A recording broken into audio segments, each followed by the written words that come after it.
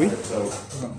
Même par exemple, prenons le cas de Jésus, commémorer la résurrection de Jésus, c'est un pseudo-événement.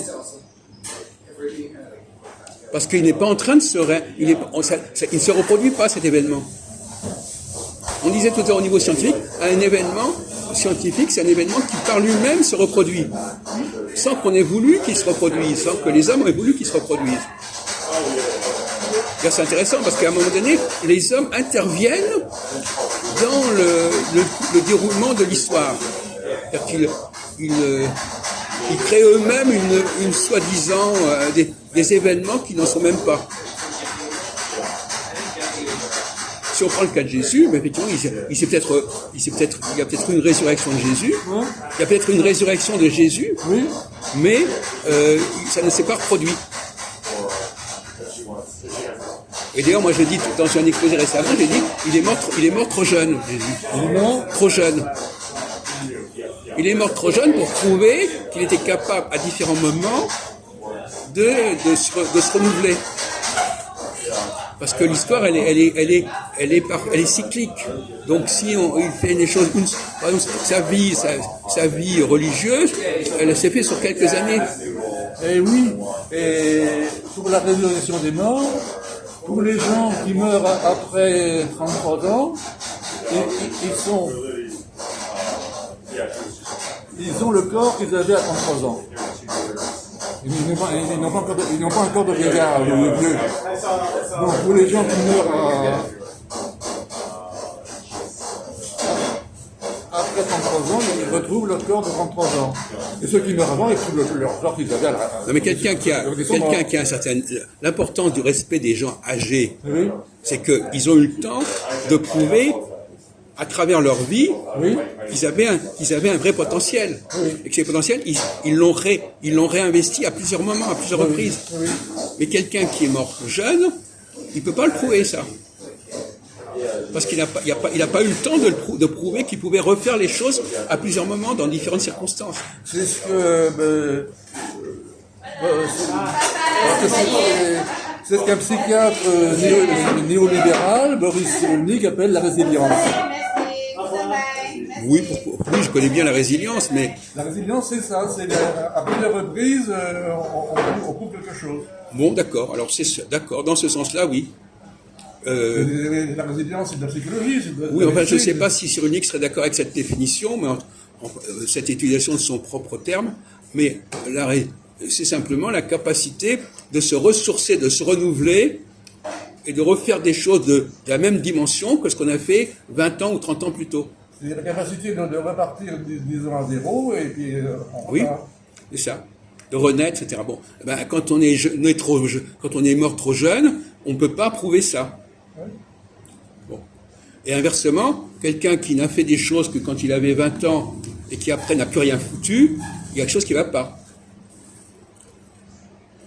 Il n'a pas eu cette résilience, comme pour retrouver des conditions par-delà les conjonctures et les coïncidences, parce qu'il y a des coïncidences. Alors, les coïncidences, si simplement un événement est lieu à une coïncidence, ça n'est pas très intéressant. Ce qui est important, c'est que, par exemple, je prenais le cas de De Gaulle, mais on pourrait en prendre d'autres, voilà, des gens qui, à différents moments, après des interruptions, qui font leur comeback, et qui renouvellent, même par exemple dans le cas de Napoléon, il y a eu le retour de l'île d'Elbe, par exemple. C'est-à-dire qu'il a été exilé, et puis il revient. Bon, cela dit, voilà. Donc, l'âge, puisque tu parlais de l'âge, tu disais, on a un certain âge. Oui, mais il faut savoir aussi ce qu'on a fait de sa vie. Hein, et si on a eu... Normalement, quelqu'un qui a 70, 80 ans, il a eu l'amplement d'occasion de prouver sa valeur, de prouver son importance. Moi, j'aime bien le mot importance. Quelqu'un a montré qu'il avait une certaine importance, qu'il était important pour les gens, pour les autres, et qu'il l'avait prouvé à différents moments de sa vie. Là, ça devient intéressant. Sinon, quelqu'un qui dit que j'ai 80 ans et qui finalement n'a pas constitué un cursus de vie particulièrement remarquable et particulièrement important, ben, il ferait bien de rester humble. Il suffit pas de laisser le temps passer pour que ça suffise. Mais on peut être humble et orgueilleux en même temps. L'humilité et l'orgueil, ça marche très bien ensemble. Notamment chez les prêtres. Non, mais moi je veux bien. Non, mais moi je le dis. Moi ça me gêne pas. Mais ça ne me gêne pas. Mais les questions, alors peut-être que le mot ne convient pas, mais à mon avis, bon alors d'accord. Alors, donc il y a des gens qui sont orgueilleux, mais qui sont conscients de leurs limites. D'accord, c'est ça que tu veux dire? Oui, et qui sont conscients et qui ont l'humilité de. Voilà. Une humilité de langage. Oui. Mais qui sont manifestement orgueilleux intérieurement. Mais tu sais, moi cette question elle m'amuse beaucoup parce qu'en fin de compte, entre quelqu'un qui a des très faibles potentialités et qui prétend en avoir un peu plus, il y a des gens qui ont une beaucoup plus grande potentialité. Alors c'est comme ça, voilà, c'est tout. Il y a des gens qui ont beaucoup plus de potentiel que d'autres. Et ceux-là, alors est-ce qu'ils sont orgueilleux, hein? Il faut aussi, tu sais, il y a une expression que j'aime bien, c'est péter plus haut que son cul. Ah, voilà. Alors là, on est très bien. Oui. Là, j'entends très bien. Il y en a qui mettent plus haut que leur cul, ça. Oui. Là, on est d'accord sur l'expression Oui. et sur les gens. Bon, Oui. d'accord. Et là aussi, moi je dis qu'il y a des choses objectives. Objectivement, il y a des choses que les gens ont fait ou n'ont pas fait. Des choses Il y a des personnes qui ont fait certaines choses, qui ont marqué une certaine époque, qui ont marqué un certain milieu, et d'autres qui n'ont pas. Ce qui est très courant, c'est les gens qui nous ont de choses qu'ils n'ont pas faites. Et c'est bien connu chez les magistrats qu'un aveu ne prouve rien. Ah oui. Donc, du moins, on parle français. Mais pourquoi tu parles d'aveu?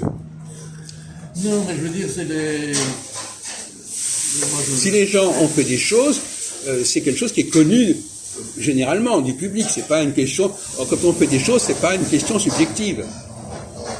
C'est des choses qui ont eu un impact, qui a résonné sur un très grand nombre de personnes. C'est pas une simple croyance personnelle. C'est pour ça que j'attache beaucoup d'importance à Google, par exemple. Parce que Google, c'est la mémoire de tout ce que... Quand quelqu'un est important, ça se voit sur Google. Parce qu'on voit qu'il a fait des tas de choses dans différents endroits, ça a été repris, il y a eu un impact, etc. Et quand on rencontre quelqu'un, il faudrait regarder déjà qu'est-ce qu'on dit de lui sur Google. Pour moi, Google, c'est un peu c'est la pierre de touche. Quelles sont les traces qu'on laisse sur Google? Ça me paraît assez significatif. Surtout que Google, il peut revenir 30 ans, 40 ans en arrière. Oui, mais il y a les traces de gens qui sont morts et que l'on cite. Pardon? Sur Google, il y a des gens qui sont morts et que l'on cite. Qui sont morts et qui sont... Il y a des gens, des écrivains d'antiquité, tu peux les trouver sur Google. Oui. Et alors? C'est vachement important. Comment? C'est vachement important. Bien sûr. Tu parlais de Napoléon, on peut le trouver sur Google. Bonaparte, on peut le trouver sur Google. Qu'est-ce qui dit le contraire? Non, mais moi, je dis pas le contraire, mais je le dis aussi. Oui. Je dis que c'est un test. Généralement, quelqu'un, par exemple, qui dirait qu'il a joué un rôle important, il n'y aurait aucune trace sur Google, ça serait un problème. Hein? On dirait, mais qu'est-ce que ça veut dire? Il dit qu'il est important, qu'il a eu un impact, et il n'y en a aucune trace. Voilà. On dirait que c'est un imposteur. Google c'est le juge de paix, Google. Je veux te dire un truc dans mon expérience de Google, c'est que j'avais monté un club de bridge, dans une démonstration. Ouais. Et puis, j'étais amené à le mettre sur Internet. J'ai été à le mettre sur Internet. Oui. Et j'ai reçu des mails de la Fédération française de bridge. Oui. Bon. Et ben là, donc il y a une trace que tu as fait ça. Il y a une trace que je suis un joueur de bridge et que tu as pris des initiatives et que tu as entraîné des gens à faire ça. Voilà, ben ça c'était à ton actif. Non, mais c'est très mineur. Non, mais d'accord, mais c'est mineur. Mais on voit très bien quand c'est mineur. Si c'est le seul truc qui reste de Monsieur René-Louis Renault, c'est que qu'il était un bridgeur. Bon. voilà. Bon. Non, non seulement un bridger, mais un bridger prosé, qui a entraîné d'autres personnes, qui a animé. Qui connaissait. C'était en quelle année tout ça? Il y a 5 ans ou 10 ans. Ah, quand même, c'est pas très ancien. Non, que je le bridge, c'est très ancien. Bon. Oui, mais ce club, c'est pas très ancien. Que je mette en rapport avec les clubs d'Orvège, avec la le bridger et tout ça, c'est récent. Oui, ben donc il y a un certain impact là, effectivement. Oui. Enfin, c'est pas énorme et c'est pas toute ta vie comme ça. Bon. Ce qui est important, c'est que ce soit récurrent. À mon avis, il faut que les choses soient récurrentes entre la 20e et la 80e année, tu vois. Il faut que pendant 60 ans, quand quelqu'un a vécu certains, il y a eu régulièrement des impacts, des occasions qui se sont présentées, des publications, des colloques, des associations, n'importe quoi, mais il y a eu une certaine activité récurrente. Et là, on revient à ce qu'on disait tout à l'heure. Si on ne fait que célébrer le même événement, un événement unique, c'est suspect. Mais pour moi, les extraterrestres reviendront. Le Seigneur reviendra. Voilà ce que je pense des extraterrestres. C'est le Seigneur qui est venu et qui reviendra. Point. Oui. Tout. Oui. Bon. Alors. Mais alors, effectivement, ce que j'attendais cet argument, le problème, c'est que tant qu'il n'est pas revenu, on peut se poser des questions. Qui ça? Le Seigneur. D'abord, qu'est-ce que dans ça qu'il n'est pas revenu? Non, mais c'est toi qui le dis. Non, mais les témoins de Jéhovah croient qu'il est parmi nous. Oui. Bon, voilà. Voilà. Mais, voilà, c'est tout. On est d'accord que c'est pas du même ordre que des choses qui réellement reviennent. Hein? Tu places la barre très haut, là, tout d'un coup, voilà. Alors qu'on parle de choses très simples. Il y a des milliers de gens qui ont fait des choses à différentes époques de leur vie. Ils ont un curriculum vitae, voilà. C'est pas la peine de parler. Et puis en plus, c'est pas des cas uniques. Hein? Un physicien, par exemple, de talent, eh bien, au cours de sa carrière, il aura marqué des points. Et pas seulement à un moment donné. Il aura prouvé à plusieurs reprises sa capacité de créativité, de découverte, d'invention, dans des contextes différents.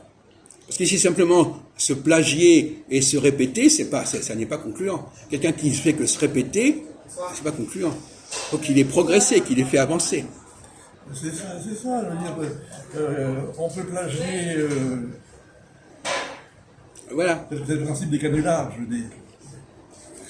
Ben, Les canulars, il reste. C'est le principe du canular, bon. On célèbre quelque chose, mais c'est une imitation.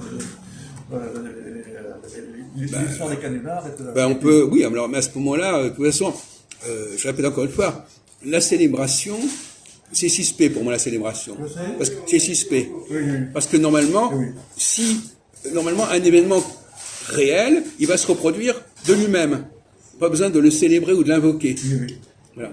Pour moi, il n'y a pas de différence entre ce qui est du domaine de la religion et du domaine de la science et du domaine de l'humain. Dans tous les cas, il faut qu'il y ait quelque chose qui revienne de lui-même, sans qu'on ait besoin de l'évoquer. Tout ce qui est évocation, commémoration, c'est quelque part un aveu d'échec. Ça veut dire que ça ne peut pas réexister, mais on va faire comme si. Eh bien, un bon exemple de célébration, c'est le dimanche les chrétiens, le vendredi les musulmans et le samedi les juifs. Oui. Le Shabbat, c'est une célébration. Oui, mais c'est exact. Donc c'est tous les 7 jours. Oui. Mais... Comme tous les 7 jours, c'est aussi bien les juifs que les chrétiens. Et c'est là qu'il y a une ambiguïté. Parce qu'en fin de compte, c'est un pseudo-événement parce que c'est eux-mêmes qui font exister l'événement. Oui, c'est un pseudo-événement. Oui. Par contre, il y a des choses qui sont des vrais événements. Oui. La Révolution française, quelque part, c'est pas un pseudo-événement. C'est un événement, oui. Par contre, la célébrer, c'est un pseudo-événement. Parce que après coup, on parle des révolutions anglaises, mais je ne sais pas si à l'époque on parlait de révolution par rapport aux révolutions anglaises. Vous en avez parlé, je dis, l'idée de révolution, c'est la révolution française. Mais même s'il y a eu des révolutions avant, et s'il y en a d'autres après. Non, mais la Révolution française est marquée par la Révolution anglaise. Parce que, oui, je me souviens que le premier roi à être décapité, c'est pas Louis XVI, c'est Charles Ier. Oui. Bon, et c'était en 1649. Oui. Donc c'était 140 ans avant, ou 143 ans. Ça part avant. Plus de 140 ans avant. Oui, oui. Et quelque part, la Révolution française, elle n'aurait peut-être pas eu lieu s'il n'y avait pas eu la Révolution anglaise. Mais pour la deuxième révolution anglaise... Mais cela dit, elle n'est pas simplement une célébration de la Révolution anglaise. C'est évident qu'elle a sa propre dynamique. Mais pour la deuxième révolution anglaise, le roi s'est exilé tout simplement. Oui, c'est ça, mais ça va pas très loin. Oui. Par contre, la deuxième révolution, par exemple, les différentes républiques qu'on a construites en France, on a eu 5 républiques, chaque fois, ça a quand même été quelque chose d'important. C'est pas simplement une réédition, voilà. C'est pas les mêmes rois, c'est pas les mêmes personnages qui ont été, voilà. Mais c'est vrai qu'il y a une frontière entre la réalité et la fiction qui est pas toujours claire, parce qu'on peut faire passer des célébrations pour des événements. Quand j'entends, par exemple, les chrétiens parler de la résurrection de Jésus, moi je dis, ils sont en train de célébrer quelque chose qui a eu lieu, ou pas lieu d'ailleurs. Parce qu'en fait, c'est ça le problème. Si quelque chose ne se reproduit pas, on peut même se demander si ça a eu lieu. Tout simplement. Si quelqu'un ne peut pas refaire quelque chose, on peut se demander si ce qu'il avait fait au départ a vraiment eu lieu. Le maître de justice des Esséniens a été mis au bois à Damas. Le maître de justice des Esséniens a été mis au bois à Damas. Qui a été mis quoi? Mis au bois. Crucifié, disons. Ah oui, d'accord. Mais on peut crucifier en attachant les gens. Ah oui, donc il y a eu un point, oui. Donc c'est pour ça que... Non, mais tu as raison, il y a à l'époque, on disait mieux de mettre au bois que crucifier. Donc. Ah oui, c'est bien ça, je ne connaissais pas cette formule. Hein, mais je suis d'accord avec toi. Il y a des antécédents. Oui. Il y a des imitations. On peut demander si j'ai... Par exemple, il y a l'imitation est antérieure, je veux dire, c'est pour une imitation, une prophétie. Sauf si c'est une antériorité fictive. Elle est réelle. Non, mais il peut y avoir aussi des antériorités fictives. Oui. C'est-à-dire qu'on laisse entendre qu'il y a eu une antériorité, mais c'est une antidatation. Non, mais par exemple, dans la Bible, il y a des choses... L'antériorité est projetée, je veux dire, imaginée. En tout cas, par exemple, je vais donner l'exemple de Cyrus. Une antériorité peut être imaginée. Oui. Et alors on imagine alors, que... soit c'est l'antériorité qui est calquée sur l'événement en question, soit c'est l'événement qui est calqué sur l'antériorité. Alors, donc c'est pas pareil. Hein. C'est les deux cas, parce que quand un événement a eu lieu, par exemple dans le domaine du prophétique, on aime bien dire que ça a été annoncé avant. Bien sûr. Mais en même temps, on peut dire que on fait quelque... Voilà. Mais on peut aussi dire le contraire. On peut dire que... voilà. Alors, dans le cas de Cyrus, par exemple, est-ce que tu as entendu parler de Cyrus? C'est le roi de Perse qui a permis le retour des Hébreux de Babylone à Jérusalem. Je sais, oui. Bon. Alors, ce roi de Perse, il est appelé dans la Bible le Messie. Et ce qui est intéressant, c'est que ce retour des Hébreux de Babylone à Jérusalem, ça fait penser à Moïse. Oui. Moïse est la terre promise. Oui. Donc tu vois, déjà, on peut se demander si l'histoire de Moïse qui est censée être antérieure à celle de Cyrus. Oui. Elle n'a pas été inventée en se calquant sur celle de Cyrus. Et on peut demander si le cas de Jésus c'est l'inverse, si ce n'est pas l'histoire de Jésus qui a été calquée après coup sur l'histoire de Cyrus. Donc Cyrus est un personnage très important. Évidemment. C'est un personnage clé, parce que c'est le seul personnage dont on est à peu près certain qu'il a existé. Qui ça? Cyrus. Cyrus, oui. Ah, oui, on sait qu'il a effectivement ramené, il a vaincu les Babyloniens et il a ramené les Hébreux à Jérusalem. Oui. Et on ne sait pas si Moïse a ramené vraiment les Hébreux d'Égypte en terre promise, et on ne sait pas non plus... ce qui est assez curieux, c'est que dans la Bible, on appelle Cyrus le Messie. Voilà. Donc, effectivement, il y a un enchaînement. Donc, disons, au lieu d'appeler le Messie, on peut le dire un des Messies. Oui. Non, mais visiblement, selon moi, Moïse et Jésus sont calqués sur le personnage de Cyrus. D'accord. L'un est calqué dans une période antérieure, Oui. et l'autre est calqué après coup. Oui. Voilà. Si tu lis le chapitre 45 du livre d'Ésaïe, tu verras une description de Cyrus qui, par pas mal de points, fait penser à Jésus. Bon. Donc là, on a l'exemple de textes antidatés ou post-datés, etc. Et un des grands arguments des chrétiens, c'est toujours de dire ce que Jésus a fait, c'était annoncé. Oui. C'était annoncé. Sauf que, on sait, ce qu'on peut, mon cher Jean-René Louis, les documents, parce que on va retourner dans la question des documents. Moi, j'écoute beaucoup Radio Notre-Dame, etc. Ils disent qu'il y a eu des témoignages qui racontaient que ceci et ceci s'était produit. Voilà. Donc, finalement, dès que ce sont des documents et non pas des...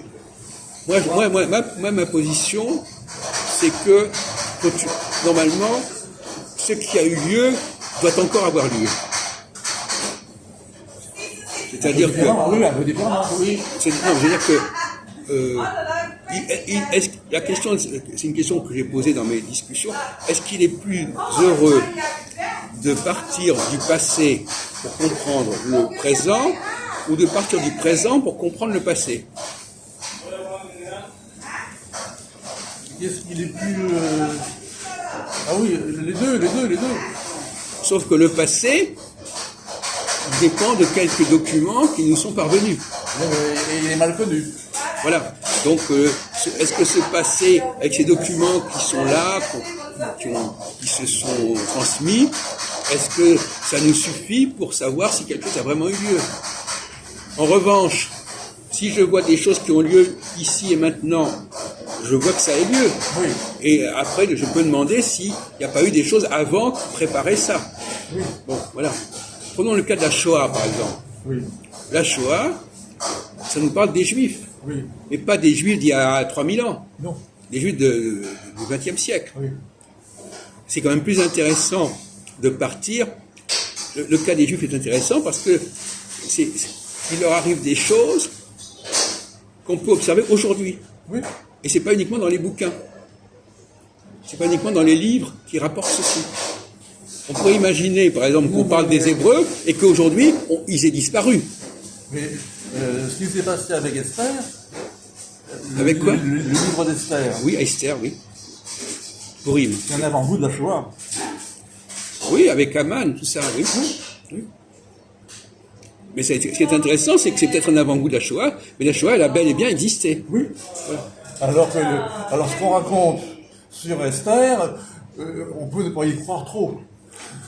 Quelque part, si, parce que si effectivement il s'est passé à différentes époques de l'histoire des Juifs des choses de cet ordre-là, Ah ouais.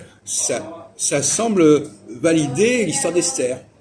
Et ce qui est et pour ce qui est des grandes persécutions contre les Juifs, il y a eu sous le règne de Philippe le Bel, je veux dire. Alors là, Ah oui, l'histoire des Templiers aussi, oui. il y avait mais avant les Templiers. Oui, oui. Et après. Oui. Donc avant les Templiers. Non, c'est pour ça que la question. Après les Templiers, avec la Grande Peste. Ah oui, au XIVe siècle, oui. Qu'on a mis sur le dos des Juifs aussi. La Grande Peste qu'on a mis sur le dos des Juifs, oui. Et puis il y a eu les pogroms au XIXe siècle, ça n'a pas cessé. Non, je veux dire, un pogrom, c'est une Shoah, je veux dire. Non, mais c'est pour dire que dans le cas des Juifs, on peut quand même dire qu'il y a une certaine semblance de vérité, de réalité. Ils ont existé. Des répétitions, mais c'est pas des célébrations. Non. C'est pas simplement on célèbre des trucs anciens, c'est des choses qui se reproduisent. Et même que l'expulsion des Juifs d'Espagne, etc. Il y a eu des tas de choses qui sont nées de circonstances nouvelles sans que ce soit voulu. C'est pas de célébration. Voilà. Moi, je distingue entre la célébration et les choses qui arrivent réellement. Oui. Et dans beaucoup de cas, dans le cas du christianisme, on est beaucoup dans la célébration, je trouve. Alors, certains diront, l'Église, elle existe toujours, elle est toujours là, le pape existe, etc. Mais il y a une expression qu'on trouve dans Osée qui dit ce qui est fait de main d'homme n'est pas valable. Voilà. Et dans le christianisme, il y a beaucoup plus de célébrations que dans le judaïsme. Et surtout dans les églises constituées. Ben dans le cas du judaïsme, il y a peut-être moins de célébrations, mais il y a beaucoup de choses des scénarios qui se répètent. Oui. Oui. Voilà. Alors moi, je préfère les scénarios qui se répètent dans des circonstances complètement différentes Ouais. que de célébrer un truc qui a existé il y a 2000 ans, etc. Oui, oui. Parce que ça me gêne. C'est pas que ça me gêne, mais c'est léger, c'est un peu léger. Et moi, j'en rigole. Franchement, j'en rigole. Cela dit, quand tu dis qu'il va revenir, bon, bah, effectivement. Mais en être réduit à dire je célèbre un événement qui a eu lieu il y a 2000 ans, quand Jésus est heureux, bon, et que c'est, voilà, ça ne suffit pas pour moi. Ça ne suffit pas. Il y a même des gens dont on peut dire il est passé, il repassera. Comme le furet. Dans la découverte, ça arrive. Pardon? Il y a des gens dont on peut dire il est passé, il repassera. Oui. Attends, excuse-moi, oui. Il court le furet, il est passé Oui. par ici. Il court le furet du bois, mesdames. Il court le furet. Il est passé par ici, il repassera. Oui. Ben justement. Il y a des furets dans la vie. Oui. Mais justement, c'est ça qui est intéressant. Il a tout à fait raison. Les gens qui ont vraiment de l'impact, c'est des gens qui reviennent. Oui. Et ceux qui reviennent, si quelqu'un n'arrive pas à faire son retour, Oui. par exemple, il y a des acteurs qui ont renouvelé leur carrière à différents moments. Alors le paradoxe, Il y c'est a que... des revenants, il y a des gens qui mais reviennent. le problème, les gens qui reviennent, il y a des revenants, il y a des revenants dans la vie. Oui, mais pour être revenant, il faut avoir disparu. Oui. Il revient. Il faut qu'il y ait des suspensions. Il faut qu'il y ait un moment donné où ça s'arrête et ça reprend. Là, ça devient significatif. Ça devient significatif quand ça reprend après une période de parenthèse ou une traversée du désert.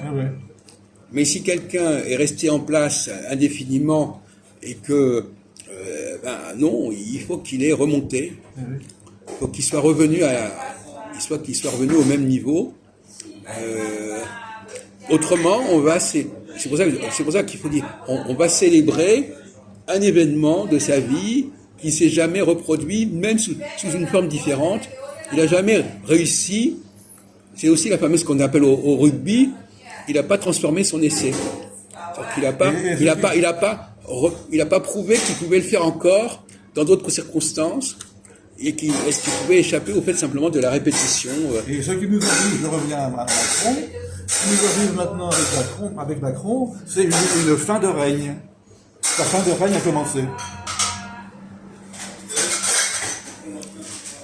Écoute, dans le cas de Macron, le problème déjà, c'est qu'il est resté au pouvoir, Oui. donc il n'y a pas eu de suspension, Oui. il n'est pas revenu. Mais la fin de règne commence. Ce qui commence maintenant, c'est la fin de son règne. Oui, non, mais ça, c'est possible qu'on puisse dire ça, mais c'est un peu tôt de dire ça. On aurait pu le dire plus tôt. On aurait pu le dire plus tôt, il y a 4 ans. Il est rentré dans une fin de règne. Bon, la fin de règne n'est pas terminée. Bon. Oui, enfin, bon. Ça paraît un peu disproportionné. Bon, on n'a pas le recul.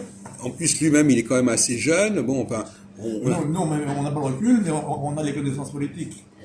Bon.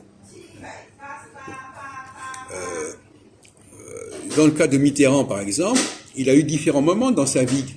Oh là là.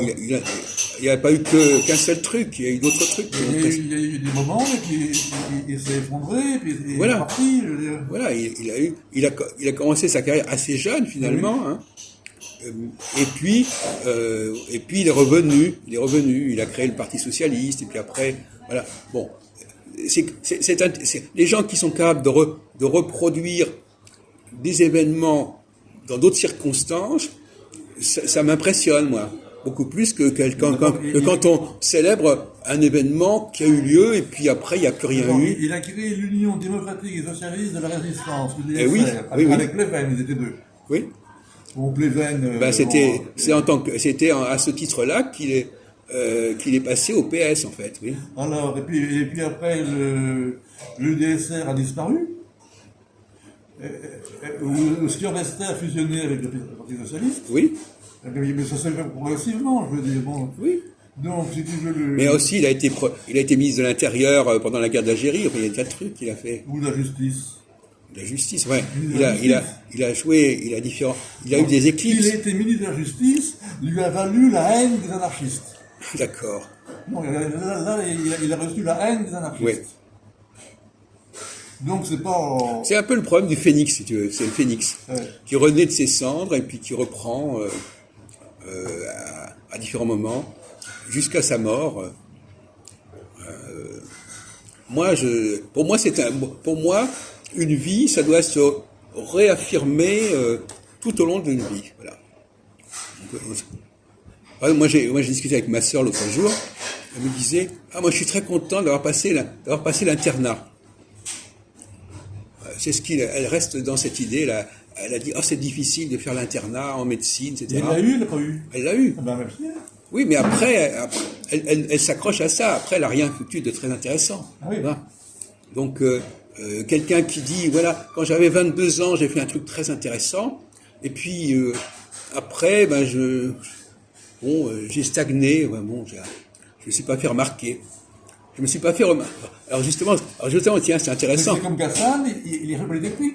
Pardon? Il y a Ghassan, le Libanais Ghassan. Il a fait polytechnique. Ah oui, tu parles de notre ami Gassan. Oui, je sais. Il est nul en tout, il n'est jamais sorti de polytechnique. Polytechnique, ça mène à tout à condition d'en sortir, il n'est jamais sorti, il est resté nul dans tous les domaines, non.